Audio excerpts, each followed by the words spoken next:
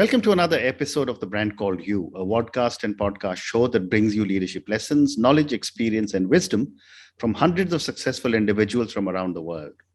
I am your host, Ashutosh Garg, and today I have with me a very senior educator, a celebrated marketing professional from Bangalore, India, Mr. Anand Narsimha. Anand, welcome to the show. Thank you, Ashutosh. Anand is the professor of brand marketing and brand the brand consultant at the Jagdish Sheth School of Management. He has been rated among the top 5 brand marketing professionals in Asia Pacific. That's an amazing achievement. So Anand, let's talk today about brand marketing and brands. So let me start by asking you, is branding an art or a science? Well, Ashutosh, I think it's a bit of both. Mm-hmm. So let me give you the perspective of how I look at it. Back in the old days when we didn't have the internet and all these technologies and so much of data to work with, it was more of an art. Mm-hmm. Okay, but today with the entry of large amounts of real-time data, so many technology tools and platforms that you can deploy in marketing, it has now also become a science. Okay. So I would say that today, as against just being an art many years ago, it has become a combination of art and science. Okay. And that is primarily due to the entry of huge amounts of data and a lot of tech platforms that can be deployed for marketing. Fascinating. And, based on all your research, what goes into building a successful brand? Okay, so if I were to look at how we built successful brands in the old days, it was a lot about gut feel. Okay, a lot about using your gut feel and best judgment in situations to address brand building. Now, today, what has happened, as I mentioned earlier, gut feel is still there, but we have access to a lot of real-time information, data about our consumers, which we never had earlier. We would just do a little bit of rudimentary market research, which only took a small sample of the population. And also the results were a lag indicator, because by the time you got the results of the research and all, it would take some time. Today, we have real-time information and data on our consumers. Okay, and secondly, we have a lot of different channels and tech tools to enable that. So I think there are 3 fundamental shifts in the way we do brand marketing today as compared to yesterday. The first is that we are in an over-communicated society. The sheer number of messages that and information an individual has to deal with today has grown exponentially. Absolutely. So the first and most important thing and challenge is engaging with your customers, cutting through that clutter, cutting through that information overload. Every brand is shouting through all channels. So how do you create engagement is the first challenge for a brand today. Without that, there's nothing else that can happen. Okay, the second thing is that we are in an age of hyper personalization, what I call the segment of one marketing. In the old days, you pretty much took homogeneous segments and created marketing offers to a large body. Correct. Today, thanks to data and AI and all other tools, you can personalize marketing messages to each individual. Especially on online and platform businesses, which was not the case earlier. So that's the second thing. And the third thing, as far as consumers are concerned, is that today's young consumers, whatever you call them, the millennials, the Gen Z, the Gen Y, there are lots of terms being used, are cynical towards brand messages. They feel and they know that brand messages are there to sell something to them. Correct. And the second thing is that they are also very discerning and less loyal and less committed to a brand. Because there are so many choices. In the old days, the choices were few and far between. So more or less consumers were pretty loyal and committed, and they were less cynical to marketing messages. Today, with proliferation of choices, with an overload of marketing messages and a little more savvy and evolved youngsters, there is a cynicism. So the way you market your brand has to move from mind space to life space, as I like to call it. Earlier, it was about grabbing attention, shouting, getting the eyeballs. Today, that is a hygiene factor. What is important is how can a brand tell a consumer that I am important to your life. I play a role in your life. I solve a problem in your life. And that is becoming more important. Brands must enter life space, not just mind space. Very So well these said. are a few fundamental shifts. Very well said. As you were talking, I was going back to my MBA days 42 years ago. And that time, the whole objective was how do you grab share of mind? Correct. So very well said. But yet, Anand, if you look at brands, there are some brands that have, sustained for 100 years. Yes. And there are some that die in a few years. The big spark when they launch and then they die. Yes. What is it that these long sustaining brands are doing right, cutting across multiple generations? Okay, so I think there are two important things for a brand to be sustainable. The first thing, of course, is that the brand must constantly re-engineer and reinvent itself to keep up with changing consumer mindsets, changing market situations. If you rest, you rust, as the saying goes. So one is a brand that has to have longevity and sustainability must be a dynamic brand. It cannot afford to be static. That's point number one. Correct. The second thing is that whatever the stage the brand may be in, there are two very important things for a brand to be successful. Number one, as I said, it must play an important role in your daily life. Okay, like if we take brands like Google, like Apple, like Netflix, like Amazon, they are playing a very key role in the daily life of the consumer. You are interacting with these brands almost on a daily basis. In fact, almost sometimes on an hourly basis. Correct. As against some brand that you just think of once in a month or once in a year, right? It's not about buying it frequently, but the using must be constant and regular. That's very important. That what is the role, an important and critical role the brand plays in your day-to-day life. And the second and most important thing is the brand should not be easily substitutable. Now, if you look at brands around you, how many brands truly can say that the consumer will miss me if I go missing? No. Now, let's take the smartphone category, for example. Now, if you look at this plethora of mid-market Chinese brands, whether it's a Xiaomi or a OnePlus or whatever, what have you, they are easily substitutable. If Xiaomi disappears from the market, it's not going to affect Xiaomi customers. Well said. But if you take an Apple and its customers, Apple is not easily substitutable. Right. An Apple consumer will feel a void if Apple were to disappear from the market tomorrow. So basically, the point is, will you miss the brand if it goes missing? And that is all about substitutability. Amazing. And this substitutability need not be only functional. As we know, brands, it is the total package of the brand, the functionality and the emotional connection it has with consumers. So it's just like a loved one or a friend or a dear one. If that person, God forbid, goes away, you feel a void.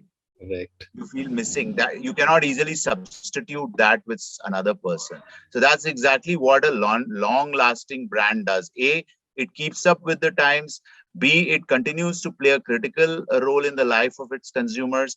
And three, it makes sure that it's not easily substituted by any other alternative. Very, very well said. So moving on, you spoke about analytics, you spoke about technology. Yeah. The next question to you is, how is technology changing branding? It is. In fact, not just branding, but marketing. But, I'll put it in another perspective. A lot of people ask me, especially my students and all, that, sir, what is this marketing 4.0? Nowadays, it's fashionable to say we are in industry 4.0. So everything is marketing 4.0, finance 4.0. So my simple take on marketing 4.0 is that it is a combination of three things. The power of creativity, the beauty of data, and the magic of technology. Okay. Now, the difference between 4.0 and the earlier versions of marketing was that it was primarily about the power of creativity. How do you come up with ideas and creative solutions to address your brand growth or your brand problems or your brand opportunities? Right. Now, today we have two more things added to it.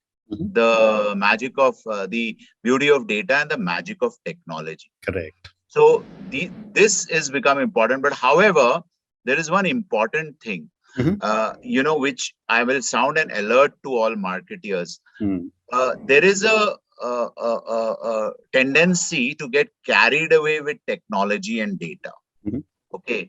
And because these are all the shiny new toys that have come into the sphere, and because they are shiny new toys, people think, wow, but what is happening and tending to happen in a lot of cases is that people have got carried away with this and they're forgetting the power of creativity.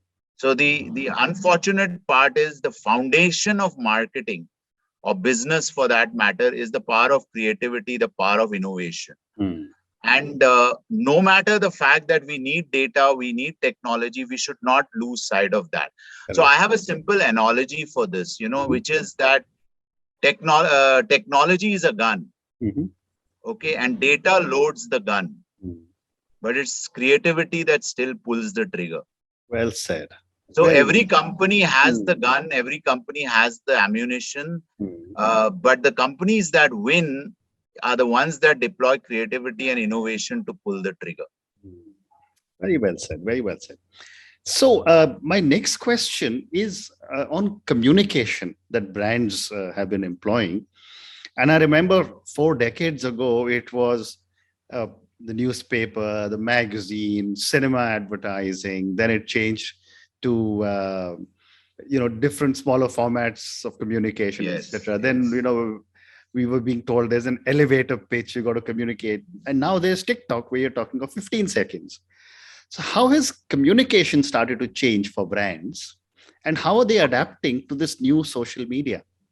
Okay, so one of the important things is that traditional advertising, which is basically a very direct, in your face, buy me now kind of a model, is dying. Okay. For 2 reasons. One, as I said, consumers have become very cynical. They see that this is an ad and they switch off. I mean, if you put on a YouTube video, everybody skips the ad in 3 or 4 seconds that it allows you to. There are very few ads that you actually don't skip and want to watch. So we are moving to a more less in your face and softer and subtler form of marketing communication, which is often labeled as content marketing. Now, what is content marketing? Content marketing basically means that you're not shoving the brand message down the throat of the consumer, but you're putting the brand in the context of something that I'm interested in, something that I want to know, something that I get engaged with. Now, the new model really, if you were to look at the comms model or the Marcom model, is the model which is acronymed as POEM. POEM. P stands for paid, O stands for owned, and E stands for earned, and M stands for media. Now, paid media is being generally used to create awareness and salience for a brand. The owned media, which is your social media assets, your website, your physical stores or experience centers, are then being used to create the experience for the brand. Right. So you use paid media to drive awareness and push the audience to the owned media where they get to experience your brand. But the most important thing is the last one, which is the earned media. That is the conversations that your campaigns are able to generate amongst consumers. Both online conversations mainly, or even offline conversations. Now, the mantra really, and it's all about integrating.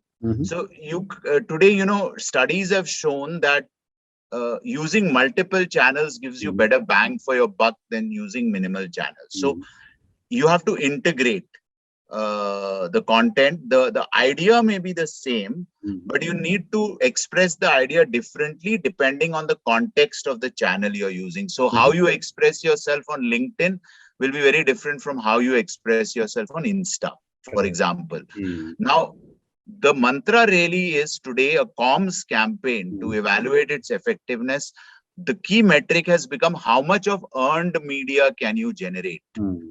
The free conversations and content which users will create as a result of your campaign.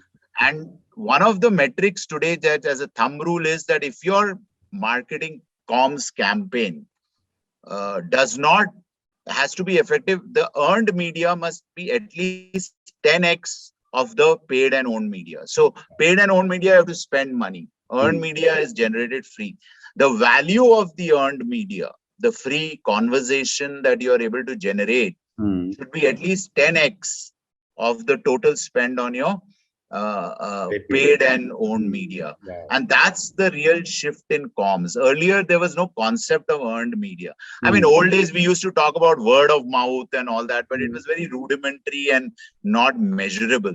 Well said. But today, the earned media, which has substituted the traditional word of mouse, as I call it, is become a very key metric. And most good integrated campaigns that you see, which win Effie Awards or Cannes Awards or various marketing effectiveness awards, you will always find that there is a very high multiplier of the earned media vis-a-vis the paid media. Very well said.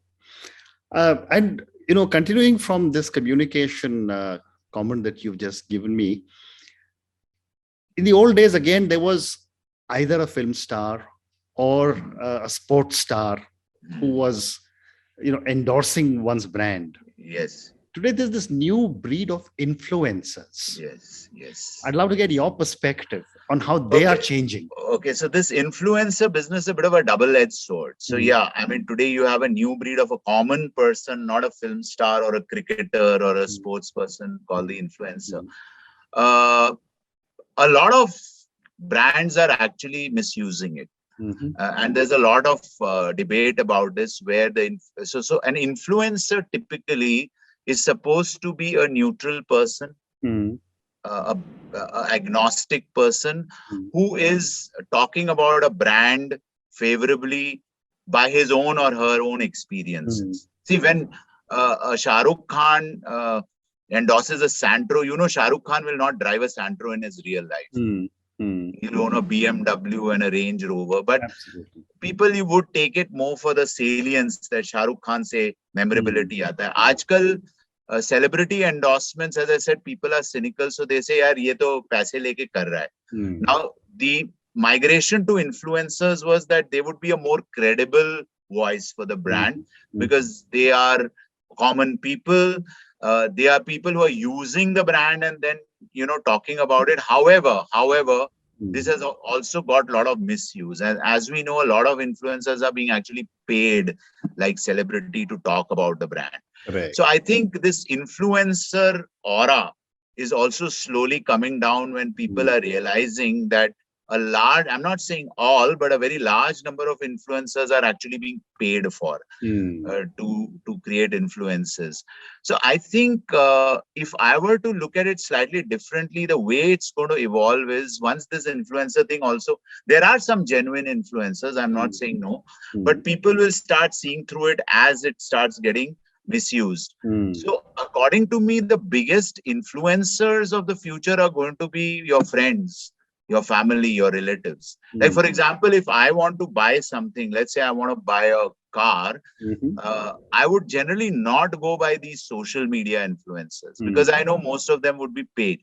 I would talk to a circle of friends of mine who I know are knowledgeable about automobiles or have bought that car, and I would talk to them and see what they have to say. Because believe me, even these ratings, so-called ratings on a lot of websites, etc., are rigged. It's the truth. Okay. Yeah. I mean, so if you see a 5-star rating, we know. I mean, I'm not saying everybody rigs it, but a lot of brands are rigging it. Interesting. Because what I have noticed with a lot of young people is that either they are listening to influencers or they're going to different review sites and looking at ratings. But They are. But as I said, now that is also slowly getting seen with a pinch of salt. There are influencers, I'm not saying who are not being followed, and it is working. But slowly, what happens is a good idea, if it starts getting misused, then starts losing credibility. And going forward, that's how I see this panning out. Fascinating. So one more question, and this is branding from the perspective of delivering a product to the consumer. Mhm. Again, traditionally, one would go to a store or a mall, touch, feel the product and come away. Now, with the e-commerce platforms and work from home, brands are being delivered to our home. And I think that is where I would love to get your perspective on how do brand managers adjust to this new reality? Okay. So let me state a few things. Of course, the pandemic accelerated the online shopping or online everything, including Zoom, etc., online classroom delivery. However, I think to assume that the brick and mortar retail will perish is too far-fetched. Okay, there may be a blip due to the pandemic, which has skewed our preferences to online, but eventually it's not that the stores are dead.